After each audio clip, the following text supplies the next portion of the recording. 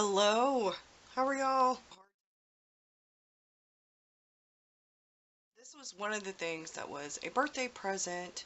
Um, it was a child's, and it actually looked like brand new. It's a vintage one, and Mr. Victor now has some new watercolors. Um, I have kept some of this. I'm thinking about putting this in a journal. Actually watercoloring the colors on there and putting it in a journal as a tip-in. Haven't made up my mind quite yet. I'm still debating. I have some catching up to do. Yes, quite a lot of catching up to do. This is Shades of Blue.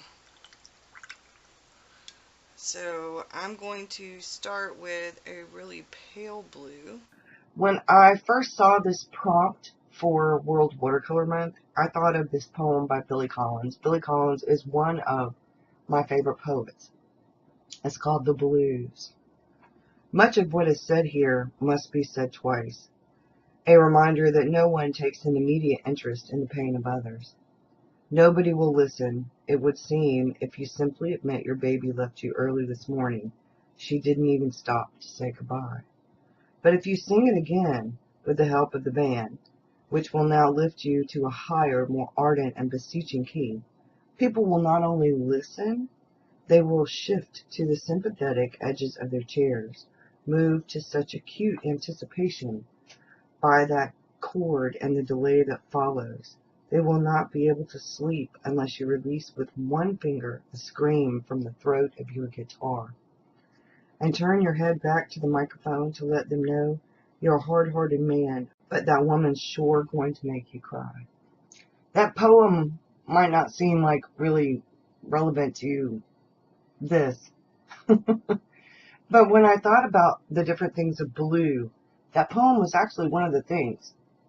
And I thought about typing it out and adding it to this. Well, I don't know. I have some onion skin paper, and I might just do that, type it out, and add it to my sketchbook.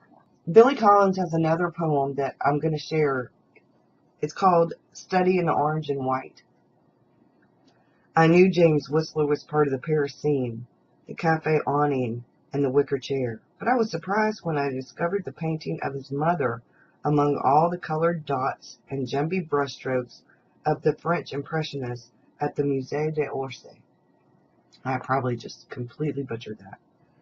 And I was even more surprised after a period of benevolent staring to notice how the stark profile of that woman fixed forever in her chair began to resemble my own ancient mother, now fixed forever in the earth, the stars, the air. I figured Whistler titled the painting Arrangement in Gray and Black instead of what everyone else calls it to show he was part of the Paris scene. But when I strolled along the riverbank after my museum tour, I imagined how the woman's heart could have broken by being demoted from mother to mere arrangement, a composition without color. The summer couples leaned into each other along the quay, and the wide boats teeming with spectators slid up and down the scene, their watery reflections lapping under the stone bridges, and I thought to myself, how fatuous, how off base of Whistler. Like Botticelli calling the birth of Venus composition in blue, ochre, green, and pink. Or the other way around, like Rothko labeling one of his sandwiches of color, fishing boats leaving Falmouth Harbor at dawn. Or, as I scanned the menu at the cafe where I had come to rest, it would be like painting something droll, say, a chef being roasted on a blazing spit before an audience of ducks and calling it Study in Orange and White. By that time, though, a waiter had appeared with Pernod and a pitcher of water, and so I sat thinking of nothing. Just watching the women and men who were passing by, mothers and sons walking their fragile dogs, and of course about myself. A kind of composition in blue and khaki, and once I had poured some water into the glass of anise, milky green. His use of colors and his use of humor and his thoughts on the painting and the title of the painting and other paintings, it amused me. And I think sometimes we don't, at least I have, meshed my art and my writing, my poetry enough. I haven't taken the, I don't know, rang a chord It's like, for my husband, it would be music. When he hears different sounds, he hears music. When he hears different words, he hears music. When he hears poetry, he hears music. When he looks at art, sometimes he hears music. You know, for him, because that's his thing, as he would say, that's his jam, he hears music. For me, for a long time, everything I looked at, everything I read, it spoke poetry. Everything I saw, pictures to paintings, it spoke poetry. I don't know when I lost that. I think I lost the poetry for a while. I wrote poetry on and off for over 2 decades. When I couldn't write fiction, I was writing poetry. When I had a hard time with relationships, when I was having a hard time with life, everything was poetry to me. It was easier for me to write poetry when I was not happy, when I was miserable, in a darker place. It's always been easier for me to write poetry when I'm unhappy than it is when I'm happy. But lately, as I merge the underneath unhappiness, the melancholy, the grief, and the healing with life and living life and breathing life in and exuding life out in creative ways, with being brave and losing some of that fear and gaining more courage to fully live my life, to be brave in the way that my dad said I could, to be strong in the way that he knew I would, to embrace all of that life is and offers. And as I embraced turning yet another age, getting yet another year older, 51, one of Mr. Rockstar's co-workers, he's my age, he just had a heart attack. And it scared David. And David's like, baby, I think we need to seriously go down the road of getting even more healthier. I think we need to let go of some of the snacks and, exercise more. But, the more I think about my deeper feelings, that quiet knowing of what I want to be doing and doing the things, not just that one thing or I talked about it a little bit in the live chat that I did for Patreon. The guilt over not having the house clean when I'm doing work, when I'm filming or editing or journaling or painting or cleaning, even when I'm cleaning back here. If I'm not cleaning in the regular part of the house, or the regular part of the house is dirty, or the laundry's not done, then I feel guilty. If I'm not spending time with David, or I'm not spending time with Victor or my family, and I'm doing stuff, then I feel guilty. I think it's the guilt. I think the guilt is sort of normal, but maybe I'm just one of those people who feels guilty. My mom is definitely ingrained in us, growing up, at least, that the house needs to be spotless. My mom, you could have eaten off my mom's floors. And as I look at some of the paintings, I chose for the simple things, the prompts, I chose our shoes. I painted my mom's shoes, Victor's shoes, and then I painted one of my shoes and one of David's shoes. But I used my mom and Victor, I painted theirs as a pair. Victor's bigger than everybody else's. There's my priorities for you right there. My mom and Victor, the big ones. But I think the more that I actually know deep down in that quiet place that what I am doing is what I really want to be doing.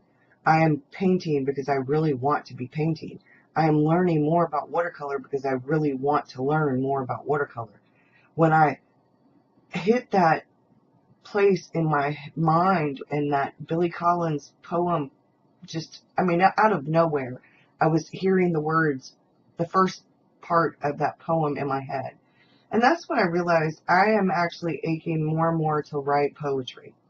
So I don't know, I may type out Billy Collins' poem, but I may actually type my own and do a poem about shades of blue, because that's, I don't know, that's been on my mind. You know, I like that. I may end up doing another shades of blue spread, and doing it more along the lines of poetry via art. We'll see. The more creative I am, though, the more creative I am. And I have been very creative lately. DIY stuff, writing, art, learning. Miss Vicky B, talked about a book, and I realized that in the stash of books in the closet up at top that are books that belong to my son that he left here was that Leonardo da Vinci book, How to Think Like Leonardo da Vinci. And I pulled it down. And I pulled that book down and I just started reading it. And I've always loved Leonardo da Vinci's journals, his notebooks. I've always loved his notebooks. It's that like one guy, Jose Naranja, I think is his name. I love his. So of course I'm reading the book, How to Think Like Leonardo da Vinci, and I find it very interesting. I think I'm in the first chapter. I just finished reading the introduction, and I already took notes. That's one of the things I love about Miss Vicky B is that I can relate so much to some of the stuff that she does. It's like, I don't know, I'm fascinated by a lot of different things, but lately I've been taking these quick mental surveys of my activities in order to gauge my progress, my creativity, how my time is spent. Not really doing time tracking so much as sort of keeping up with how and when I'm doing things to see if maybe there's a pattern to it. But this process of gauging my progress, it's sometimes spontaneous, sometimes it's almost unconscious. And if I haven't been very productive, if I am behind, if I haven't been very creative, then I start to feel anxious. I start to get depressed. It's a very place to be when I start realizing, oh my God, I haven't been very creative. I'm behind on things. What am I doing? The house isn't clean. That's why I talked about the feeling guilty. I haven't been creative. The house isn't clean. What are you doing? Burgess, what are you doing? And then I think, okay, wait a minute. Stop. It tends to, if I haven't at least been attempting to be creative through art or writing or cleaning the house or doing a DIY project or something, it turns towards that mindset of, which is very destroying. It's very destructive, the do nothing mindset. But if I can stop that anxiety, that depression, which is real, and I consciously realize, you know what, I have been trying. I have been attempting to. I have done half of the dishes. I have vacuumed. I have dusted this week. I have done laundry this week. I have created prompts. I have created journal pages.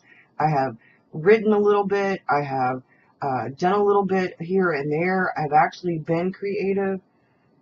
As I consciously realize that I have the option to do, the option is before me, and I have a choice. Maybe my mood is filled with anxiety and depression, but if I can consciously choose, if I'm free to choose, then my mood can be lifted, or I can bury it in darkness. You know, sometimes the choice is mine.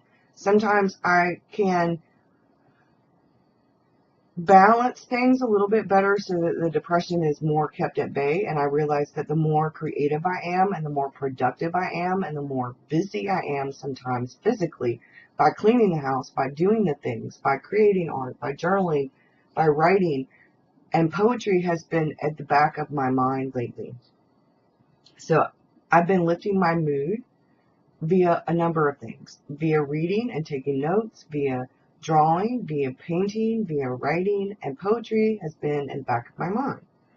At that moment, though, I have a choice. I have a choice. And I can look back on my life and think about some of the most powerful experience I've had, some of the most joyful experiences I've had, some of the things that have really helped get me out of those dark places that my mind often goes to because of the depression. And one of the big things for me has always been something creative. Something creative. Whether it is poetry, books, journaling, writing, art, DIY projects. Those are the things that keep my mind in a healthier place, to help me maintain some balance with the anxiety and the depression. And the more that I do, the more that I realize it's just all about finding a little bit of a better balance. I'm probably going to be one of those people who feels guilty for the rest of my life when my house is not spotless. It's how I grew up. My mom grew up in an era where that was what you did. You know, back before women's lib was huge, you know, my mom grew up, women were the caretakers. It was mostly the woman's responsibility to take care of the home. And I grew up hearing a lot of that. As I grew older, my mom worked, and my mom and my real daddy, they took turns doing things. They were both part of the household cleaning and the responsibility. They shared in all that. When my daddy died, and then later on my mom met my stepdad and they got married. When my mom went back to work full time, because she wasn't working for a while, after my daddy died, my brother had severe abandonment issues because he was just a toddler and he didn't understand. So when my mom went back to work full time, my dad cooked and cleaned. Now, my dad refused to cook a meal, and then do the dishes. So me and my brother did the dishes, but we all shared in the responsibilities. We had chores. When my mom worked full time. When my mom quit working full time, my grandfather, her father, moved in with them. He had the same degenerative eye disease that she has, and he became legally blind, and he wasn't taking very good care of himself. So he moved in with my parents, and my mom started taking care of him. And that's when my mom quit working full time, and she started taking care of my grandfather. That's when my mom took over the majority of all the house stuff, and my dad kept up with the yard. So that's kind of where David and I have been at the last couple of years. Is I've been doing the majority of the house stuff inside, and he's been doing the outside stuff. But we used to do it all together, like we did the yard work together. So when I talked to him and told him, hey, look, things have to change some. I need more help inside. You need more help outside. But see, he enjoys doing the yard work, but he's overtaxing himself trying to do it all by himself, just like I have been overtaxing myself trying to do all of the stuff inside. And there needed to be a little bit more balance. And I think a lot of things in our lives sometimes just need a little bit better balance. That's what I'm finding lately. There's this part of me that wants to write. There's this part of me that wants to research, a part of me that wants to create art, a part of me that wants to share, a part of me that wants to write poetry, a part of me that wants to be creative and do DIY things, to fix up our house more, to do a lot of things. Sorry, my head keeps getting in the way here. But if I were to try to force myself into like a single focus, a single role, to decide to just do one thing in life, or to be just one thing, to be just a writer, or just an artist, or just a poet, or just a journaler, or just a reader, I think it would kill off parts of me. I think that what I am and who I am forms as I go through things, as I do things, as I learn things, as I grow. And all I can kind of do is let each day come, each experience come, each thing happen, and grow and learn from all of it. I can take that step that's in front of me right now, and I can choose to write a bit of poetry about shades of blue and do a new spread, put the Billy Collins one poem in that sketchbook. I called it a journal, but it's actually more my sketchbook. And not fear, taking new steps, going forward in new ways, any more than I can. No, not that I can. I need to continue to let go of things that don't bring me joy, that don't serve a purpose. Purging shoes and clothes and linens and things in the house. It's been a process. One of the things that I've noticed is that boredom and discontent is actually sometimes useful to me. Not that I'm often bored, but I am sometimes discontented. Sometimes I'm bored with what I'm doing because it feels like I'm repeating the same thing over and over again. And one of the things that I've noticed is that I have to be true to me. And when I'm loving something, when I'm enjoying something, then other people are more likely to enjoy it and love it. How I share videos, what I'm doing videos about, the journal with me's and the plan with me's got a bit boring. And I needed to do a different take on them. I needed to do them in a different way. And that's where I'm at right now. Thinking about there's actually something I'd rather do in regard to those. Thinking about what I can do to make things, to spruce things up, to make them more interesting. If I look back on some of the things I've done over the almost 2 years on Patreon, one of the most constant and powerful things that I think I've experienced is the desire to do more, to be more than I have been and than I am at the moment. And a willingness to let my mind be open and to experience new things. And I hope that y'all see that and enjoy that. Hello, so this is how it turned out.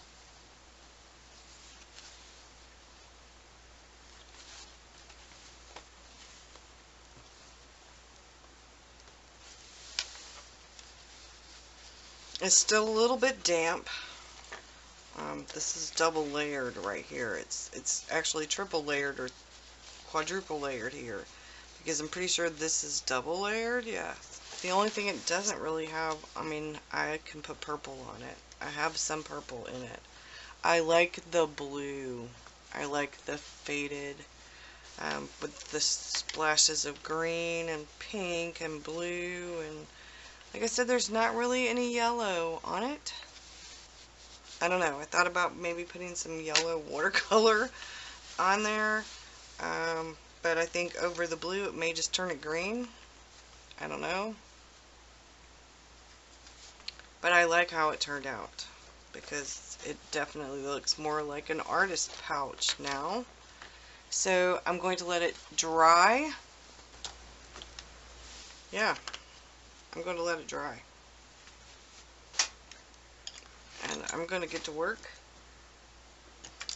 because I have some stuff I need to do. I finished those. I'm probably going to go back in and add some white to this one. Let's see if I can get in a little closer.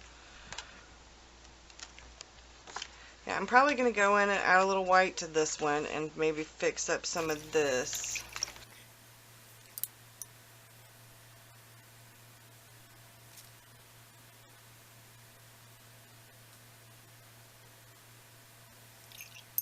And my aim with this is not perfection. My aim with this is definitely not perfection. It is simply to have a bit of fun and enjoy myself and just play with watercolor and practice what I've been practicing.